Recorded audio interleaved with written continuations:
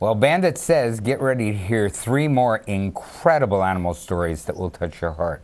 The best part is these dogs will help give back to the animal rescue organizations that saved their lives. We can't wait to get started.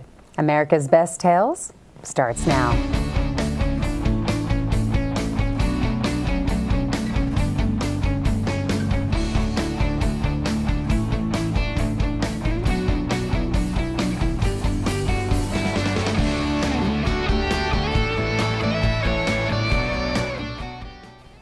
Hi everyone, welcome to America's Best Tales. I'm Arthur E. Benjamin here with Bandit and Farrah White. And Farrah? Yeah, each week we bring you 3 animal rescue stories and then decide on which story touched us the most. Sounds simple, right? Not exactly. Honestly, these stories are so amazing. It's actually harder for us to decide than it sounds.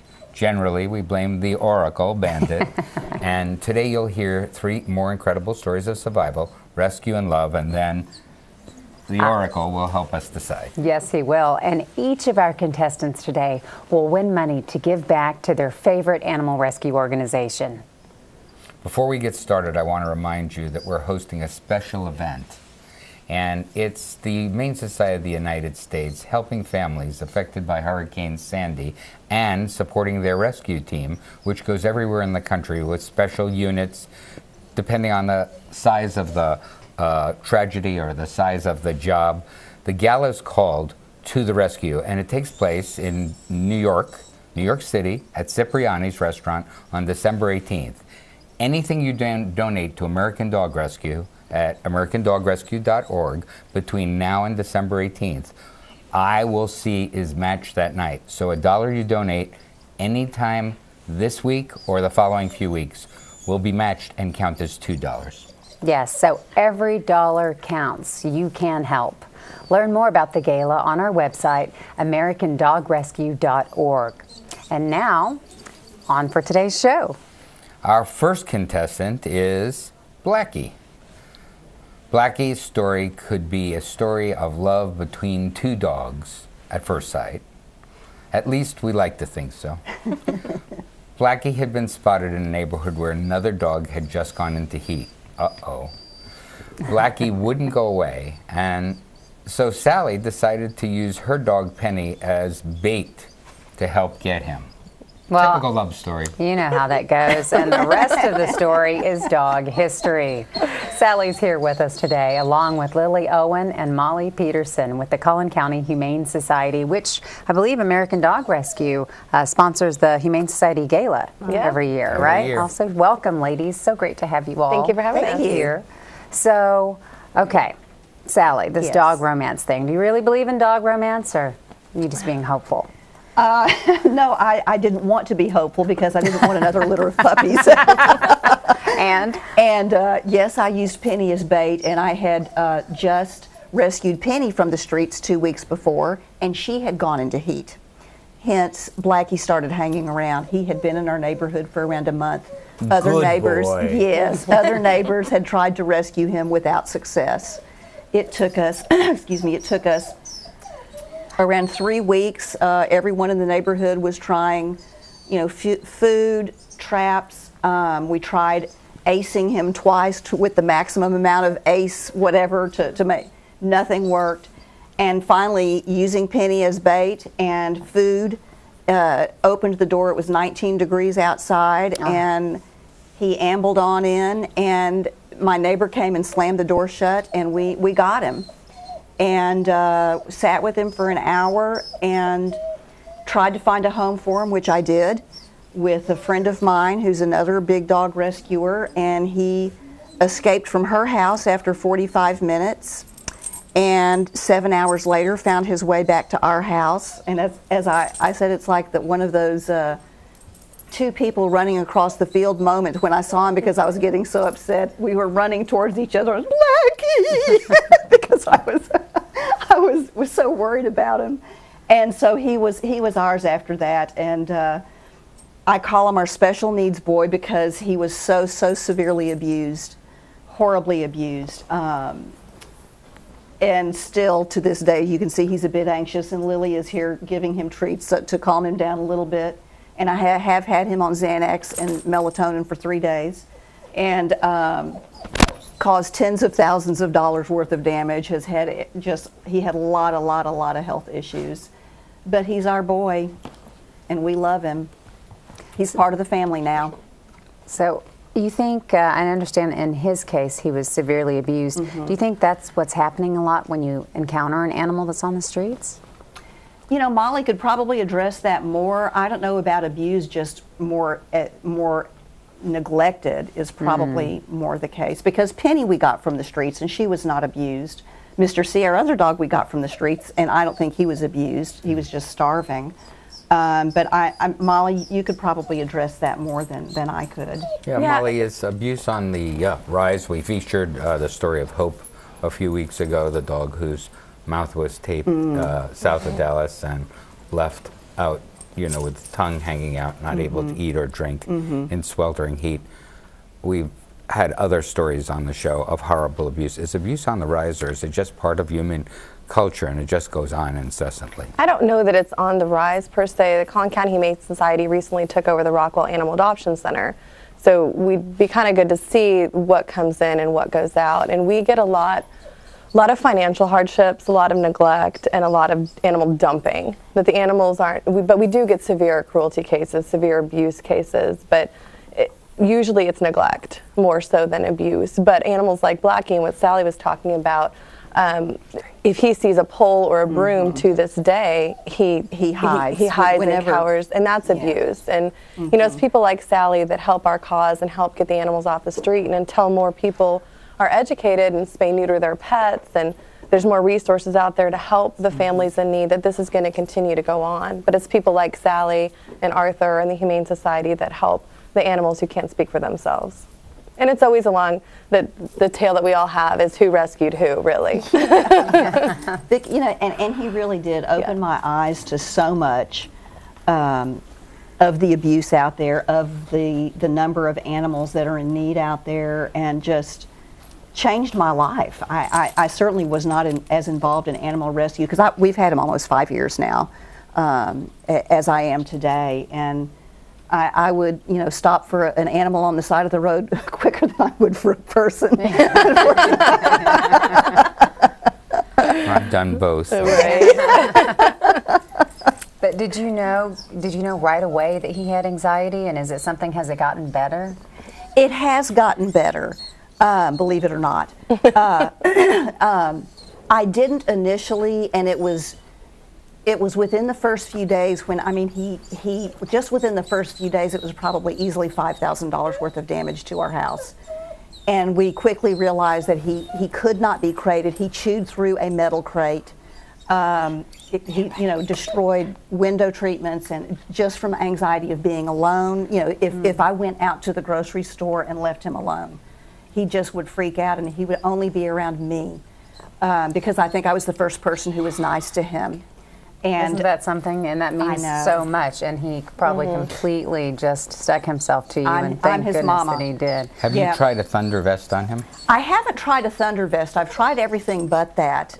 In fact, I looked for one time, and they didn't have his size, and I have not looked again. Well, maybe we'll be able to come up with one for her. Okay. Blackie is here today representing the Collin County Humane Society. There's a lot you can learn about this organization online at collincountyhumanesociety.org. Time for a quick break, and then we'll come right back. We'll talk with Mary Spencer about her beloved Charlie. And so Bandit says, don't go away.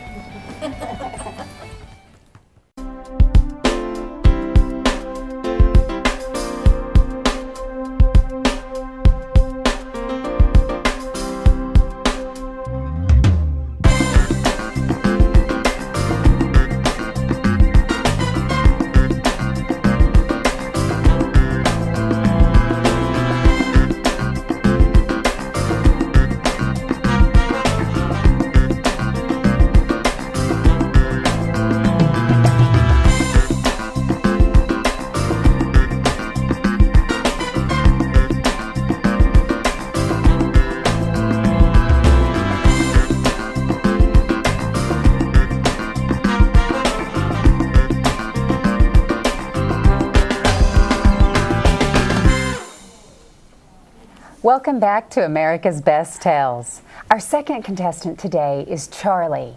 Charlie was a stray who was given a second chance at life by his foster mom, Mary Spencer, who's a huge animal advocate in the Dallas area, and is here with us today with Milo. And Milo, representing Charlie. That's right. Milo is a dog that has just come in, who is absolutely adorable, docile, well-trained, well-behaved, and has not had his full hair grow in yet. This is one of the most amazing dogs up for adoption. So I know the phones will start ringing as soon as this airs.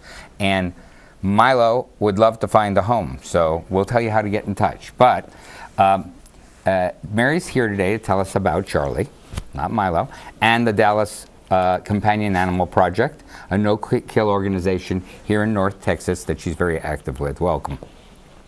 So tell us about Charlie. Not Milo. Not Milo? Not Milo.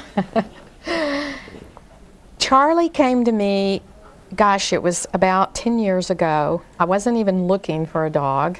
They always say you find your best friend when you're not looking. Come here, Milo. Come here. I had just returned from a trip to Best Friends Animal Sanctuary in Utah, and I kept getting calls from the SPCA saying, we have this poodle that looked so much like Chardonnay, a poodle I had lost recently from old age. So finally I went down after I came back from Best Friends, and I looked in, and this very thin white poodle walked in with a big boil on his neck, and he had kennel cough, and I said, you're going home, I'm going to foster you. I brought him home, and my other two dogs, I had a dog named Chardonnay and one named Beaujolais, a lab. And so for a week, I kept thinking, okay, what about Chablis? What kind of name? All at once, I realized this was the happiest, best-natured dog, and he was just Charlie, just a happy-go-lucky, amazing dog. I could not believe that he was picked up as a stray, that the SPCA of Texas got him as a stray, which made it so ironical that on Monday of this week, Milo was brought into the city shelter, having to be surrendered because his owner had an apartment that she was going to be evicted from if he didn't find a new home. She was crying, very upset, and I thought it's so ironical. But I guess I wanted to stress to so many people that purebred dogs are in every one of these shelters all over. It doesn't matter what you're looking for. Charlie was a stray. He came from the SPCA. Milo was at the city shelter. And he is, like Arthur said, an incredibly sweet boy. But Charlie, my Charlie, was basically, you know, you hear the expression, once in a lifetime a friend comes along who's a once in a lifetime friend. Charlie was that dog to me. I've had so many pets, so many dogs, so many fosters, but it was like he could just read my mind. His personality, he never woke up without having a great day, unless I left him at home and he didn't have an activity. And then he was a little sad for just a little while. But come here, Milo, come here, sit. Good boy, Milo, yeah. Milo hasn't been on TV too much. Oh yeah, talk. He just wants to play with me. He does. He's such a big puppy. Arthur may have started that. Yeah, he's so sweet. But Charlie was about 2 years old when he became a member of my family, and he immediately wanted a friend. So we chose Libby, a black lab. Let him come over here. We'll be okay. Charlie had his friend, and they just had a blast. And we had an incredible time together. He had it. Come here, Milo. Come here. He's come fine. here. They're just so he just was the funniest dog. He thought he ran the dog park. He loved to go to the dog park. He would greet. He was the official greeter. He proclaimed himself to be. Come here, Milo. Come here. He would greet everybody at the door, opening at the gate. And then he would run over and make sure they were having a good time. I changed out the fence. I live on a corner because he couldn't see out. It was a wooden fence. I replaced it with a metal fence. He loved it. He could greet all of the walkers by. He talked to all of them. If there was a party, Charlie was like, I'm in. He wanted to go riding in the car so often. Every time I went, he was like, I want to go. He ran doggy daycare. He would just, I mean, he was kind of like elected himself the chair of doggy daycare. if a dog could laugh, I think he could have laughed. He just, if an animal can touch your soul, right. he just, it was amazing. I still get teary thinking about losing him at way too young an age. But he was one special guy. Now, I mean, you've done a lot for the dog community here in North Texas, but one organization close to your heart is the Dallas Companion Animal Project. Can you tell us about its task force? We just celebrated our first year, and we've been putting together and compiling our accomplishments. I see them written down, I'm really very proud of the group. The task force was a 12-person animal advocate group who was appointed by the city, the mayor, the city council, code compliance, and there's a representative, pretty much a rescue group, the SPCA, KCAP, just a whole variety of different varieties of animal advocates.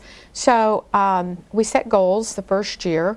We identified the different areas and the components of the plan, and everybody kind of gravitated, and we started doing our own, picking out the segments of what we really kind of gravitated towards. We've worked really closely with Dallas Animal Services, and through their new leadership and their new manager and the new operational veterinarian and their new staff, their live release rate has increased over 20% over the last year. And you guys had such a big part of that. Playing so a very thank active you. role. Well, it's amazing. It is amazing. If you want to help the Dallas Companion Animal Project, visit their website, dallascompanionanimalproject.org.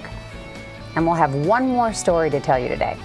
And we have one more dog for you to adopt today. Milo, come here. Milo. We'll be right back.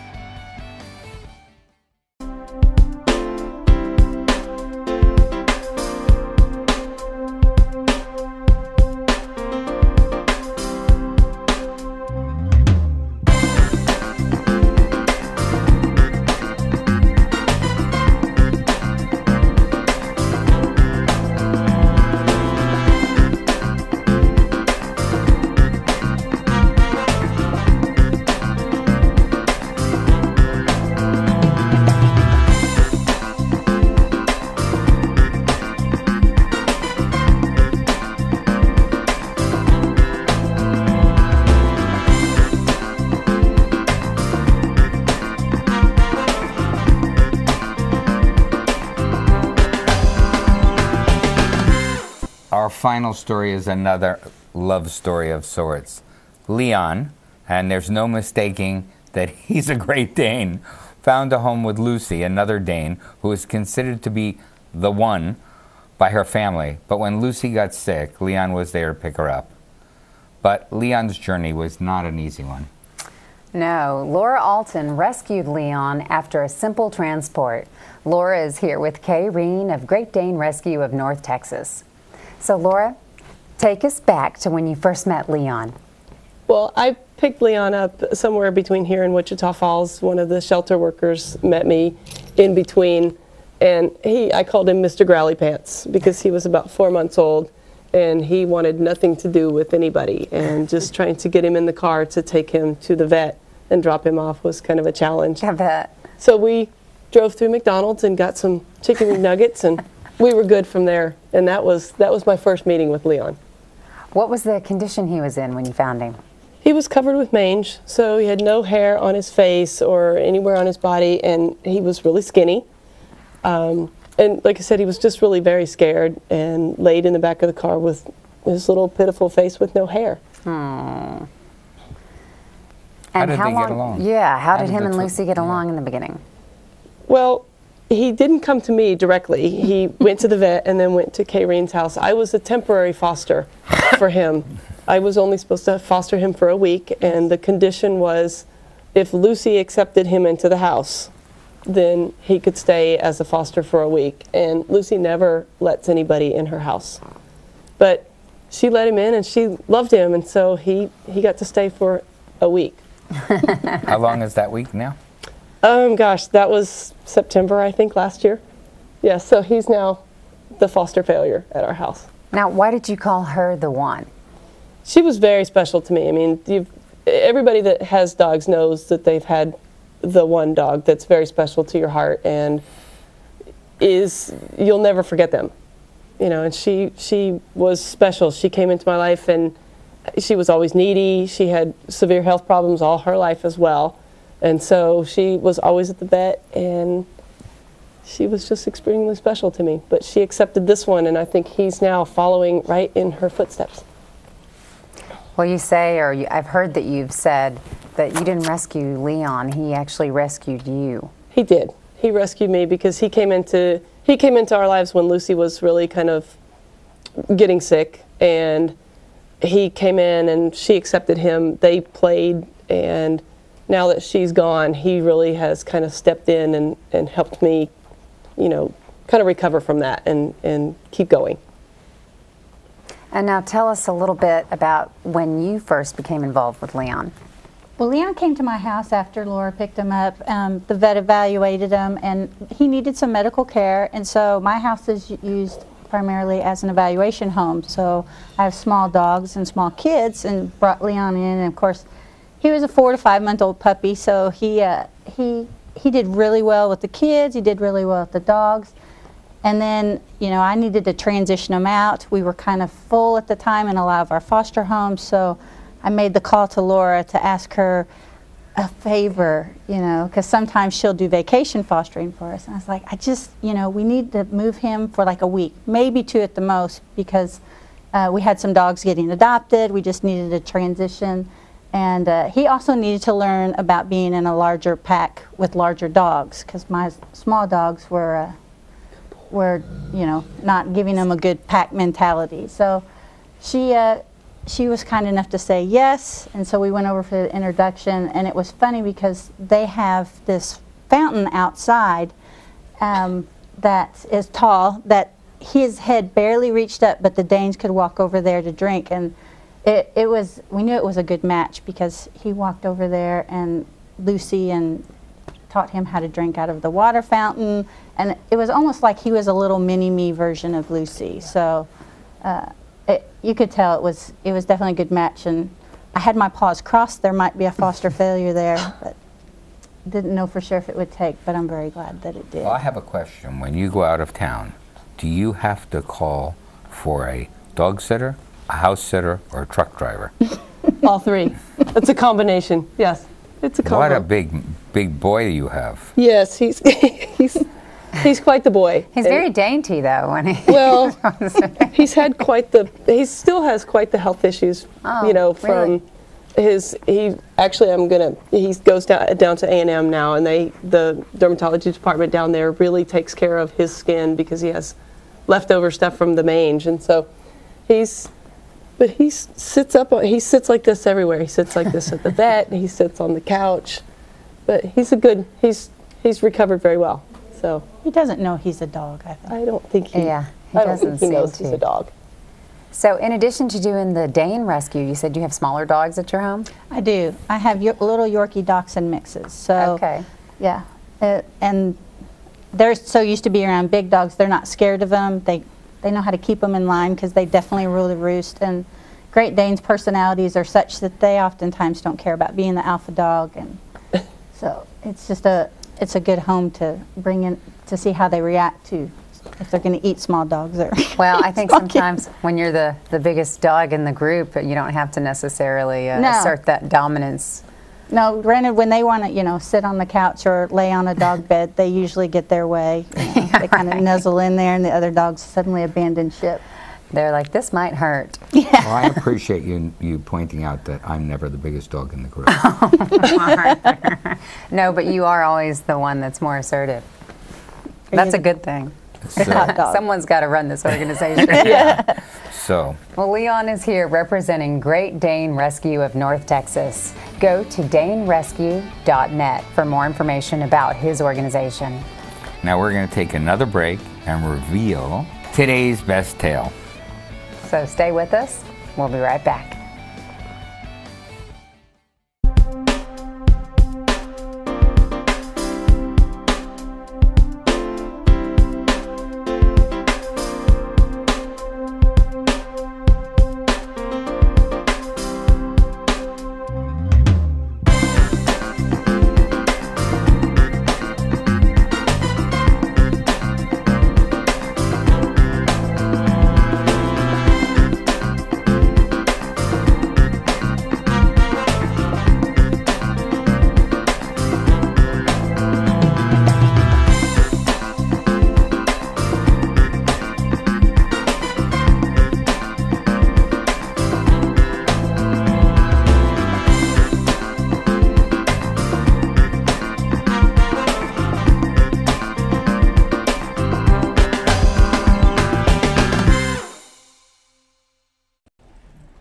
Welcome back to America's Best Tales. Now it's time to select the story that moved Bandit most.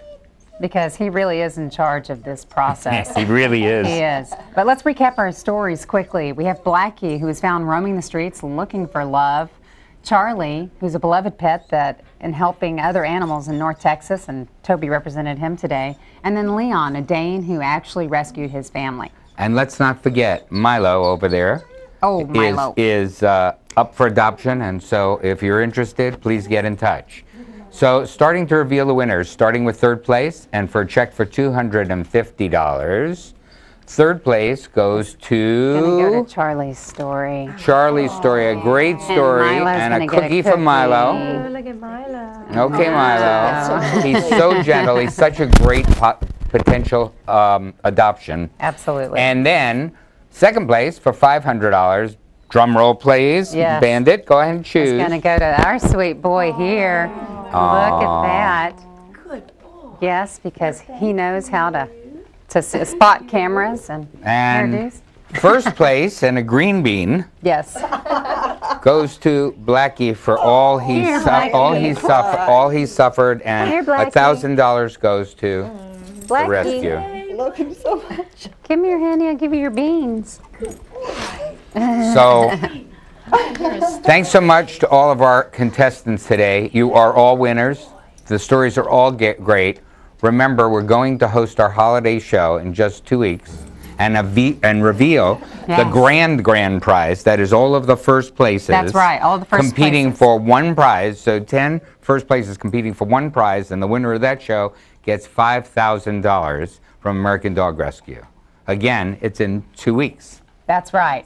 But next week, we'll introduce you to 3 new animal rescue stories, and you can find out more about America's Best Tales and For the Love of Dogs at AmericanDogRescue.org. And Bandit says, be sure to follow us on Twitter, Yes. Facebook, Yes. and that he will see you the next time. Bye, guys.